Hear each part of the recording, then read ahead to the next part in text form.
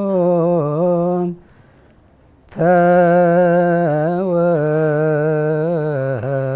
ተወልደ መድኃኔ ዓለም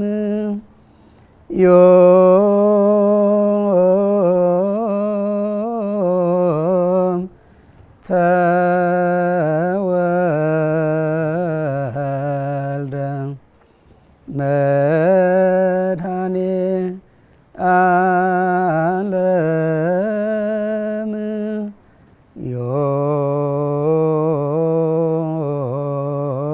ዮም ተወልደ ከሳቴ ብርሃን ከልደቱ አንድ ወር እና ከዛም በላይ ማስቀድሞ ወደ 44 ቀን የሚሆን የአዋጅ ጾም በማወጅ ነቢያት ስለ ጌታችን ስለ መድኃኒታችን ኢየሱስ ክርስቶስ መምጣት ያስተማሩትን የሰበኩትን ጨለማ የነበረው ዓለም ብርሃን ስለማግኘቱ ስለማየቱ ነቢያት ስለ ብርሃን የሰበኩትን ስብከት በመናገር በማስተማር ታስበዋለች። 300 ዘመናት ያክል ተራርቀው የነበሩት አንድ የሆኑበት ዕለት ነው። ይህ ዕለት የፍቅር በዓል ነው። ፍቅር የሚሰበክበት፣ ፍቅር የሰፈነበት፣ ሰላማዊ ኢየሱስ ክርስቶስ እውነተኛው ሰላም የተገለጸበት ዕለት ነው። በዓሉን የምታከብረው ከዋዜማ ጀምሮ ልዩ በሆነ ስርዓት ነው። ለምሳሌ ዋዜማው ምንድነው የሚል መነሻው ምንድነው መጽሐፍ ቅዱስ ነው አይደለም የሚለውን እንግዲህ የኢትዮጵያ ኦርቶዶክስ ተዋሕዶ ቤተክርስቲያን ታላቁ ሊቅ ጻድቅ ቅዱስ ከዓለመ መላእክት ጣዕመ ዝማሬን ሰምቶ ለኢትዮጵያ ኦርቶዶክስ ተዋሕዶ ቤተክርስቲያን ያበረከተው ሊቅ ቅዱስ ያሬድ መሆኑ ይታወቃል። የማቴዎስ ወንጌል ምዕራፍ 2 ላይ ጌታችን ኢየሱስ ክርስቶስ በተወለደ ጊዜ የተደረጉ ነገሮች አሉ። ከነዚያ ነገሮች እንግዲህ በዋናነት የሚጠቀሱት ሰብአ ሰገል የሚባሉት እጅ መንሻ ይዘው እንደመጡ ይታወቃል። ይህን አስመልክቶ በዋዜማው ደወል ተደውሎ ዋዜማው ሲቆም እምሩቅ ብሔር አምጽኡ ሎቱ አማሁ ወርቀ ከርቤ ወስሂነ ከሩቅ አገር ማለትም ጌታችን ኢየሱስ ክርስቶስ ለተወለደበት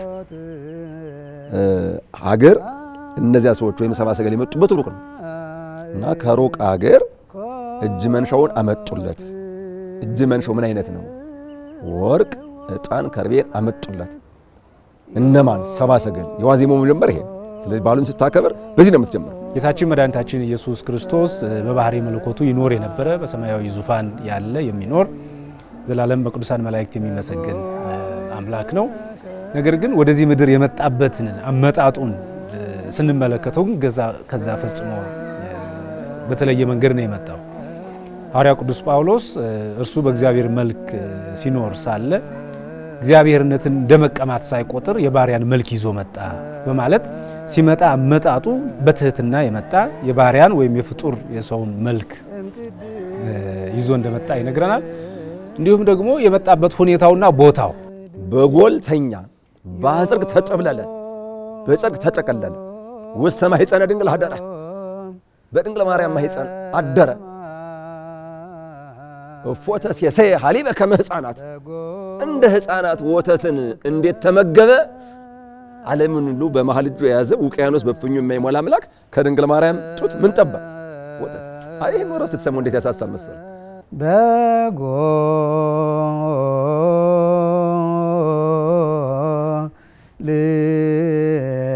ልሰከበ በአጽርክት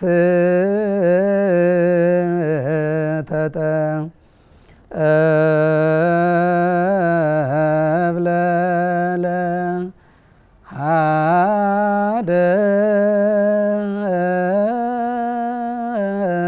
ሀደረ ማኅፀነ ድንግል እፎ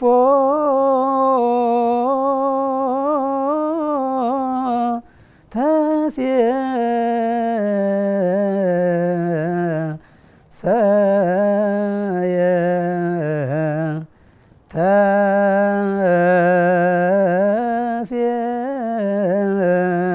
ተሴሰየ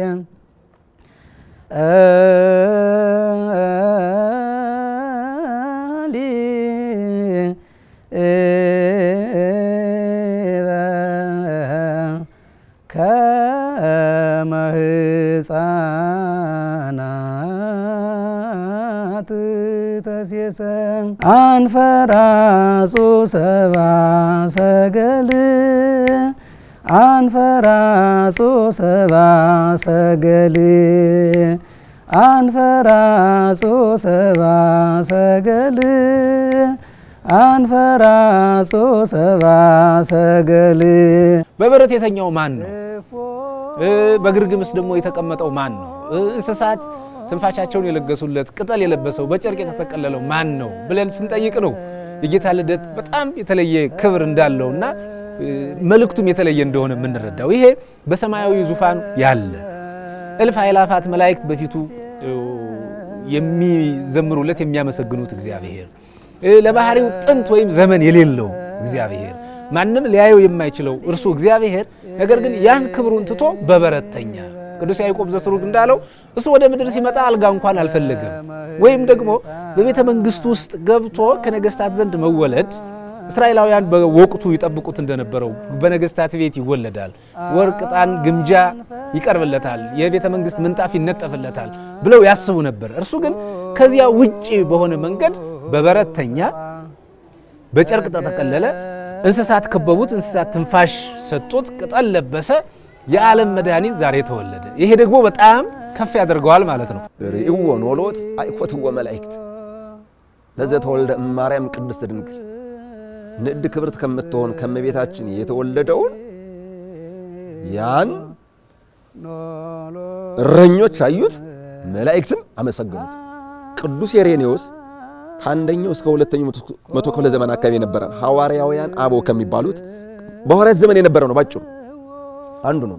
እሱ በጠቀስኩት ምዕራፍ ሃይማኖተ አበው ምዕራፍ 7 ቁጥር 11 ላይ እንዲህ ይላል፣ ወተወልደ በቤተልሔም ተወለደ፣ ወተጠብለለ ባጽርቅት በጨርቅም ተጠቀለለ፣ ወተወልደ ውስተ ጎል በበረትም ተኛ ተጣለ።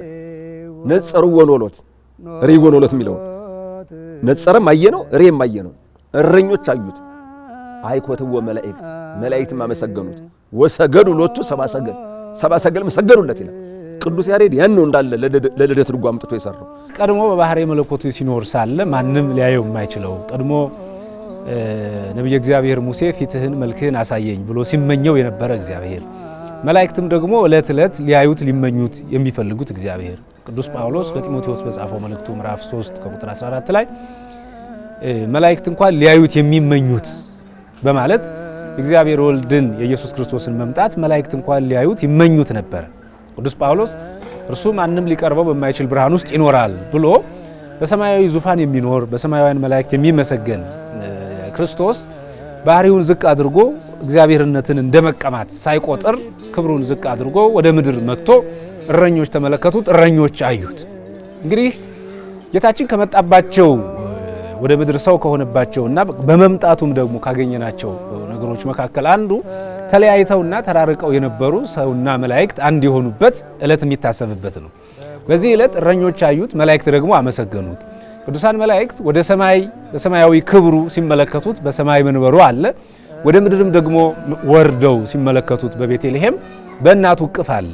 ስለዚህ ቅዱሳን መላእክትና እረኞች በአንድ በተባበረ ድምፅ ስብሐት ለእግዚአብሔር በሰማያት በሰማይ ለእግዚአብሔር ምስጋና ይሁን ወሰላም በምድር ስምረቱ ለሰብ ለሰውም ደግሞ በምድር በጎ ፍቃድ ይሁን በማለት ሁለቱ በአንድ ቀን በአንድ ዕለት ተዋህደው አንድ አይነት ምስጋና ያመሰገኑበት ዕለት እና ጊዜ በዚህ በልደቱ ጊዜ ይታሰባል፣ ይነገራል ማለት ርእይዎ ኖሎት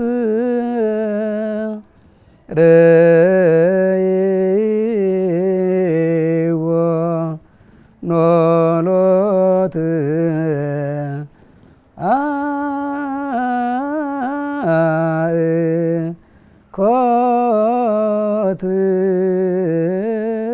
አይኮትዎ መላእክት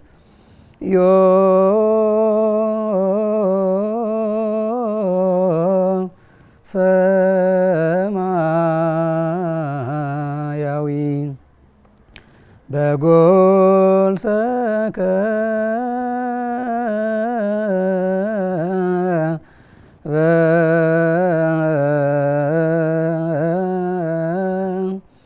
ለዘተወ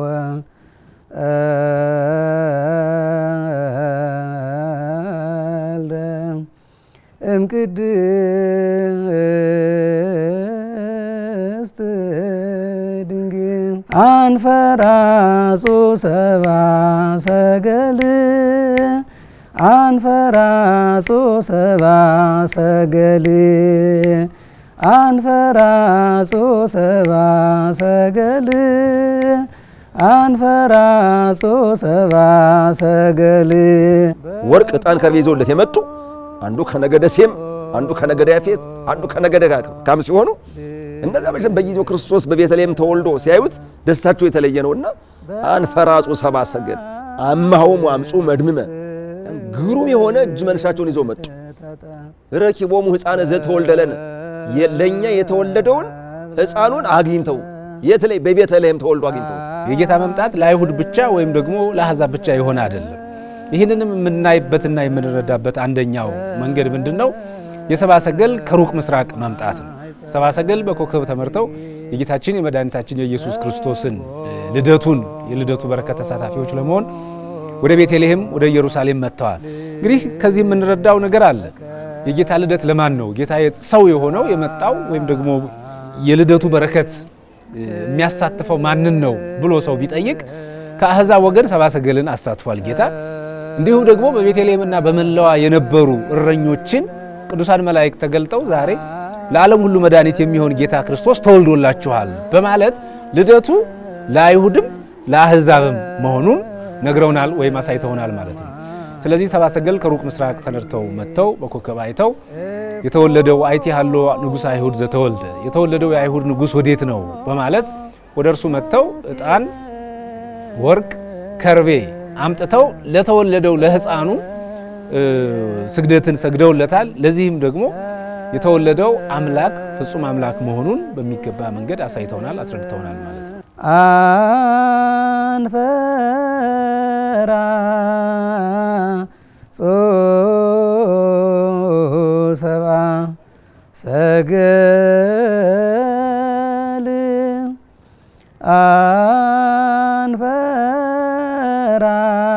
አንፈራጹ ሰብአ ሰገል አምሃ አዎሙ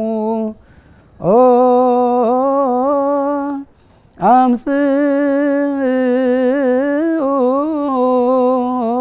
መድብመ ሰረቀ ያሪ ተአምረኪ ድንግል ማርያም ተአምርሽን ይገልጥ ዘንድ ወጣ ተገለጠ። ወመርሆሙ ለሰብአ ሰገል እምርሁቅ ደወል ሰብአ ሰገልንም ከሩቅ አውራጃ እየመራ አመጣቸው። ሀበሃሎ ጽጌኪ ይሰክ በጎል ጽጌ የተባለው ልጅሽ ከተኛበት ከበረቱ መርቶ አደረሳቸው። ማን ያኮከብ አንፈራጹ ሰብአ ሰገል አንፈራጹ ሰብአ ሰገል አንፈራጹ ሰብአ ሰገል አንፈራጹ ሰብአ ሰገል ቤዛ ኩሉ ዓለም ዮም ተወልደ ቤዛ ኩሉ ዓለም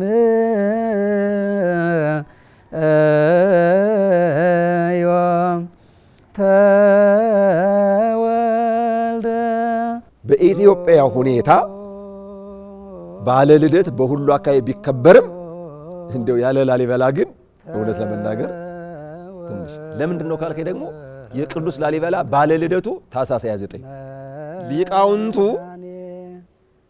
እኩሌቶቹ ከታች ነው፣ እኩሌቶቹ ከላይ ሆነው ከላይ ያሉት መላእክትን ነው የሚወክሉት፣ ከታች ያሉት ኖሎትን ነው የሚወክሉት። ያን ቤዛ ኩሉን ሲሉት እውነት ለመናገር እንኳን ለኛ በሃይማኖት ውስጥ ላለ ነው ማለት በኢትዮጵያ ኦርቶዶክስ ተዋሕዶ ቤተክርስቲያን ውስጥ ላለ ነው ይቅርና ከአውሮፓ ከአሜሪካ ከእስያ ከሁሉም አይጉር የዓለምን ቀልብ ስቦ የሚያመጣ ማን ነው? ልደት ቤዛ ኩሉ አይደል? ሰማይና ምድር ተለያይተው ተራርቀው ነበረ። ሰማይና ምድር አንድ ሆነዋል። በጌታ ልደት ታርቀውበታል። ሰውና መላእክት የሰውን ስለት ልመና ጸሎት ወደ ሰማይ አናሳርግም ብለው ሰውና እግዚአብሔርን ማስታረቅ ተስኗቸው ተለያይተው ነበረ። በጌታ ልደት ተለያይተው የነበሩት ሰውና መላእክት በአንድ ጉባኤ ተገኝተው ለእግዚአብሔር ምስጋና ይሁን ለሰውም በጎ ፍቃድ ይሁን ብለው እርቅ የፈጸሙበት ዕለት ነው። ስለዚህ የጌታ ልደት ምንድነው ካል የመጀመሪያው ተለያይተው የነበሩ አካላት የታረቁበት አንድ የሆኑ የተገናኙበት ምስጋና ያመሰገኑበት ዕለት ነው። ነፍስና ስጋ ተለያይተው ነበረ። ስለዚህ ነፍስና ስጋ ታርቀው ተለያይተው አንድ የሆኑበት ዕለት ነው። ሰውና እግዚአብሔርና ሰው ተለያይተው ነበር። ስለዚህ እግዚአብሔር የሰው ልጅ መታረቅ ሲፈልግ እኛን አይደለም ወደርሱ የጠራን ወይም እኛን አይደለም ወደርሱ የወሰደን ራሱ ወደኛ መጥቶ ሰው ሆኖ እኛን ወደርሱ ከፍ አደረገ።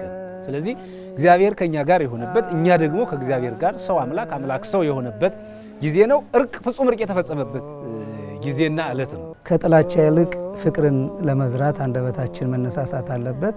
ከመራራቅ ይልቅ ለመቀራረብ፣ ከማራቅ ይልቅ ለማገዝ፣ የወደቁትን ለማንሳት፣ የደከሙትን ለማበርታት መታገል ይኖርብናል። ሀገራችን ኢትዮጵያም ሰላም ስትሆን ሁሉም የወጣው የሚገባው የሚነግደው የሚያተርፈው የሚያርሰውም የሚያመርተው ሁሉም ማንኛውም ምስጋና የሚያመሰግነውም ሁሉም ማመስገን የሚችለው ሰላም ሲኖር ነውና በተለይ ኢየሱስ ክርስቶስ የተወለደው ለሰላም ስለሆነ ይህ የተወለደው ለምንድን ነው የመጣው ለምን ነው የሚለውን ወደ ራሳችን ጠለቅ አድርገን አይተን ወደ ራሳችን ተመልሰን ሰላማችን ለማስፈን ሁላችንም መታገል አለብን። በቤተክርስቲያን ሥርዓተ ማኅሌት ሲጀመር መጀመሪያው ሰላም ነው፣ አጠቃላዩ ሰላም ነው። ለሀገራችን ለኢትዮጵያ ሰላም ይስጥልን። አዋጁ ይሄ ነው። በቃ በተለይ በማኅሌት ማጠቃለያ የመጨረሻው ማሳረያ ሰላም ይባላል እና ይዚን ንትረው አለ ሰላም ዛሬ ሰላምን እንከተላት። ለምን ጌታችን ኢየሱስ ክርስቶስ ሰላምን የሚያድለው ዛሬ በዚህች ቀን ተወልዷልና እኛም ለእናንተ ሰላም እንደሰን እንነግራችኋለን። ቤዛ ኩሉ ዓለም ዮም ተወልደ ቤዛ ኩሉ ዓለም ዮም ተወልደ ቤዛ ኩሉ ዓለም ዮም ተወልደ ቤዛ ኩሉ ዓለም ዮም ተወልደ ቤዛ ኩሉ ዓለም